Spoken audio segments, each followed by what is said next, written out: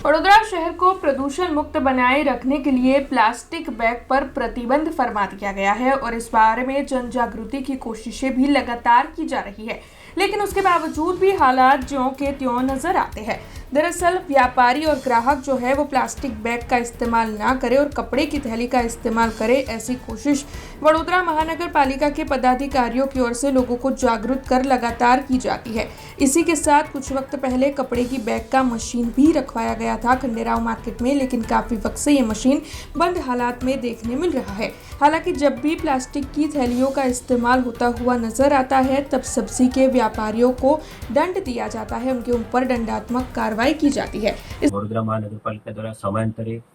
जनजागृति awareness કાર્યક્રમ કરવામાં આવે છે। દુકાળા પણ જે આપણે જે કાપડની પોલિથીન બેગ મૂકી છે એ મહિલા મંડળની બહેનો દ્વારા આ રીતે જે દરેક વોર્ડ ઓફિસ ખાતે બેગ બનાવવામાં આવે છે તે વડોદરા મહાનગરપાલિકા દ્વારા તમામ વિસ્તારોની અંદર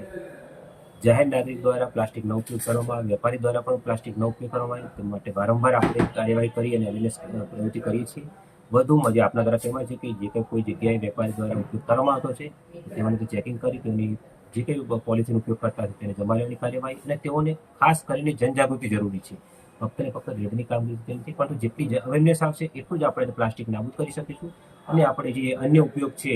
કાપડની બેગ છે કે અન્ય કોઈ પણ જે આપણે બેગ આવતી હોય છે પેપર બેગ એનો ઉપયોગ કરીએ અને બાયોડિગ્રેડેબલ પણ જો કોઈ બેગ આવતી હોય તેનો ઉપયોગ કરી અને આપણે જે પર્યાવરણને અનુકૂળ આપણે એક અભિયાન તરફ જઈ રહ્યા છે તેને પણ આપણે ભવિષ્યમાં કાર્યવાહી કરીશું। ઘણા પણ દંડને કઈ કાર્યવાહી કરી છે, ઓછામાં ઓછી 40 થી 50 કિલો આપણે પ્લાસ્ટિકની જે પોલિથીન બેગો તેનો આપણે જમા પણ લેવાની કાર્યવાહી કરી છે અને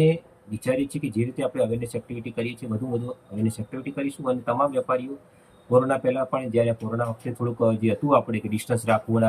ત્યારથી થોડું ઘણું ચલણ વધેલું હતું, પરંતુ કોરોના પર આપણે સંપૂર્ણપણે જે મોટાભાગના માર્કેટ છે તમામ માર્કેટોમાં આપણે બંધ કરેલું હતું। तो એવી જ રીતે ભવિષ્યમાં પણ આ રીતે તમામ માર્કેટોમાં બંધ થાય એની પણ આપણે પ્રવૃત્તિ આગળ વધારીશું। हमसे जुड़े रहने के लिए हमारे YouTube चैनल को सब्सक्राइब करें और नई वीडियो की नोटिफिकेशन के लिए बेल आइकॉन को दबाएं।